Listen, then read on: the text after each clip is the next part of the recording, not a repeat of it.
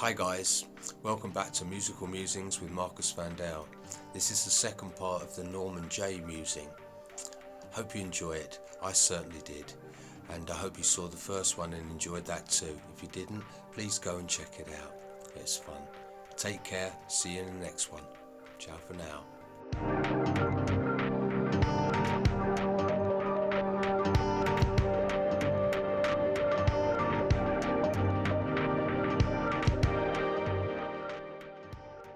A question that's just come is like, is it music or is it your music that's really your? I love all sorts. I love all types of music. Mm-hmm. Yeah, I can cry just hearing a chord if it's the right chord. You know, and it can be classical music, it can be 60s, 50s, 40s. There's good music everywhere. Right. Even today. Even today. Even right. today. I've got a magic hat here. A magic hat full of magic. So right, what I'm going to ask you to do, man, is I'm going to ask you to pick 3 of these pieces of paper. Right.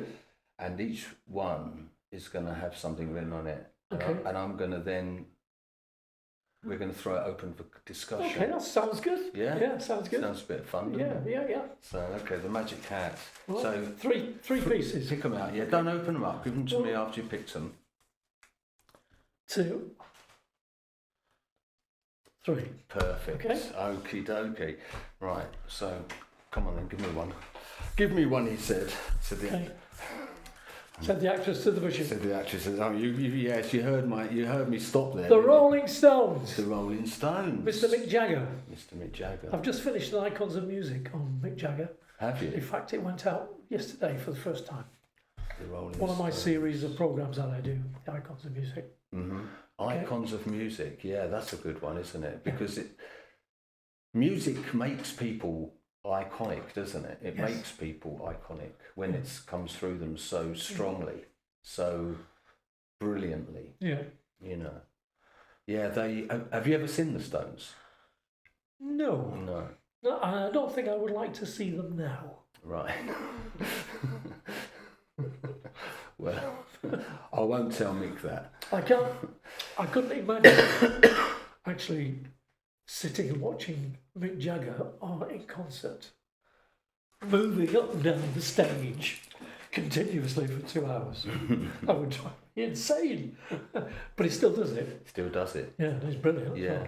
I did go and see. I saw them once in Newcastle Right. on the. I think it was on the Steel Wheels tour, and I just finished a tour of my own for about a band I was in. We'd just done a 2-month tour, and in the middle of it, we'd recorded an album, and then I went to a rock festival in Cumbria, I think it was. Yeah, over the border. Yeah. And then I was up there, and then I ended up going over to Newcastle from Cumbria. Okay. Arrived there, and somebody sold me a ticket to go and see the Stones. And by then I was kind of feeling a bit sort of like rock and rolled out, if you know what I mean. I sort of felt like I'd had enough. I didn't know if I really wanted to see another band, but it was the Rolling Stones.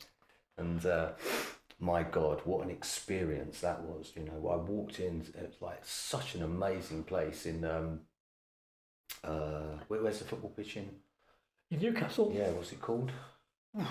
I'm not into St James's Park. St James's Park, okay. St James's Park, yeah. In the stadium. Yeah, it was an amazing gig. They really blew me away. They really, after all of my kind of rock and roll tiredness, they kind of revitalised me. They were amazing. Well, they've not been around for 60 years because they're not very good. I mean, they are a brilliant band. No, they definitely had their recognition. Yeah, sure. Go on then, let's go for another one. Okay. Rolling Stones. We could talk about them all day, couldn't we? You could. But Mick Jagger's done quite a lot of stuff on his own as well. He has. So there's 3 albums that he's done on his own, which were fairly reasonably rated. But obviously we know him because he works with the boys. Of course, you are actually I can imagine you are quite a musical encyclopedia, aren't you? I think I've forgotten more than I know, to be honest with you. Well, The Sex Pistols. The Sex Pistols. Oh, that's a good pick. I wanted to throw that one in because I wanted to get a take on it from you. What's your take on that?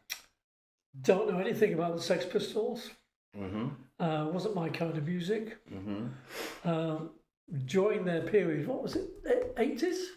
Late 70s. Late 70s, 80s. 76, 77. Because I was working 4 clubs a week, doing my own stuff. Right. I never got a chance to see a lot of other people. Of what was going on at the time. Well, I knew what was going on, but I was so engrossed with bringing a family up and working during the day, as you got to make the money, and then going out doing four gigs a week. So, but it wasn't my music. Right. Okay. What about what they actually did for the music business and the industry? What do you think that they added? Do you think that kind of, or not only them, but the whole kind of ethos of what they? I think they probably opened it up a little bit. Definitely. No. Yeah, I think they were creative in their own way, even though it wasn't my style. Yeah. And they did open a few doors. I think they did. Yeah. I think they kind of gave it, because music before that was a lot of super bands, wasn't it? It was all Super Tramp, so the big bands. The 60s. The 60s was, because that's my era, the 60s. Yeah. Every time you switched the radio on in the 60s, and I used to record the top 20 every Sunday. Mm-hmm. Every Sunday I never missed. Reel to reel, On an old TIAC or old Revox or something. Yeah. And it was exciting. There was new sounds all the time, and it progressed because of synthesizers and stuff like that, the way things were recorded.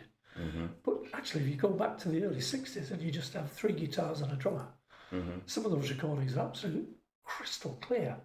You can listen to them on cans and you can hear everything that goes on. But it was different. When the 70s came... Even the squeaky drum, bass drum pedals. Yeah, all sorts. But the 70s came along and it changed a little bit because we'd lost the Beatles. Mm-hmm. There was an opportunity for other bands to come in. And progression in the way things were recorded, technology, etc. And then it went into disco, didn't it? And it changed again. That's right. And towards the end of the 70s, the music wasn't very good. And that's when the Sex Pistols came in. Yeah. Because it needed a change again. Yes, definitely. Okay, yeah. Cool. Go on then. Number 3. Number 3. Frank Sinatra. It might be. Aretha Franklin. Oh, Aretha Franklin. Aretha Franklin. I saw Aretha Franklin on television a few months ago. When they do the American thing at the White House gigs. Oh yeah. She was on there and she was doing a cover version.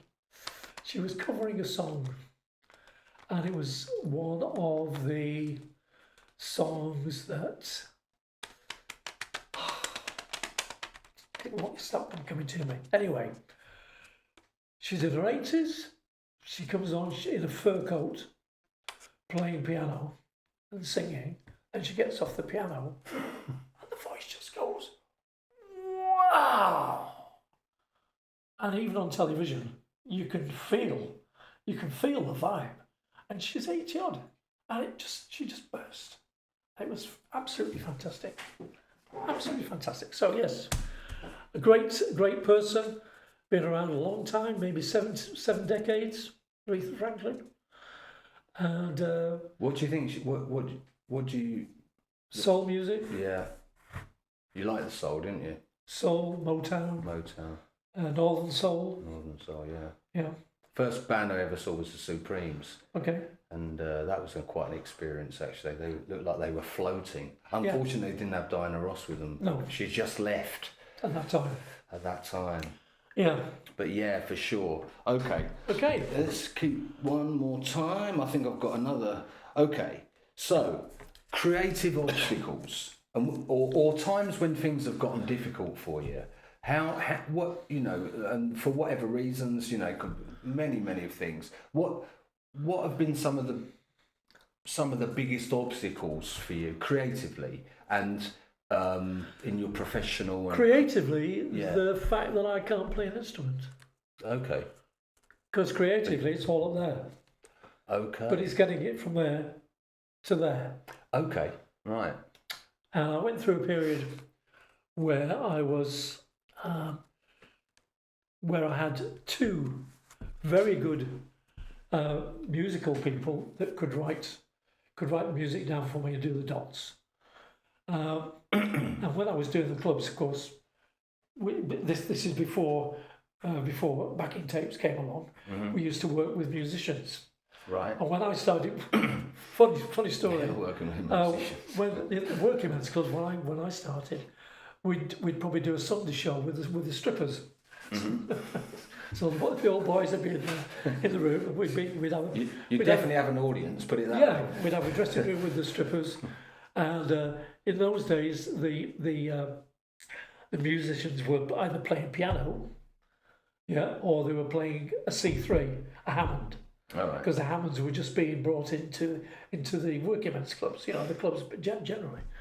If you got a Hammond, great, you could do things. You're in. But the drummers were normally from an army background, and it was. So you're trying to do rock and roll, and you got this guy in the background doing this. And I've had experiences. Bad times when the guy playing the organ or piano is so pissed, mm-hmm. that he's fallen off the stool, but I'm still singing. Anyway, but no, I think the hardest part for me has been through my years has been to team up with somebody that I could actually sit and write with. That's never happened, because I think I would have been really, producing stuff. Much more prolific. Yeah. Instead of being, 5 songs this year and 5 songs 3 years on, when you get. Okay, when you get the adrenaline rush that you want to write songs, and it's normally because it's associated with love affairs. Mm-hmm. And you need to do it in that moment. Almost. It's from here. It's right from that moment. You write from here. Yeah, absolutely. No, I get you. I mean, that's been one of the driving things. I mean, one of the driving things to get me to play the guitar was me knocking on the door of my guitarist at 3 o'clock in the morning. You know what I mean? When I had a song in my head and needed somebody to sit and write with, and he sort of just would give me the guitar rather than sit there and write with me. So I'd have to sort of do it myself. Yeah. But Well, apart from that, I've not had any problems. Yeah. So getting over those kind of things, it is collaboration on that level. So that sort of brings me, funnily enough, kind of around to the future and with technology and stuff, like you said right at the beginning about AI. Would you use AI now?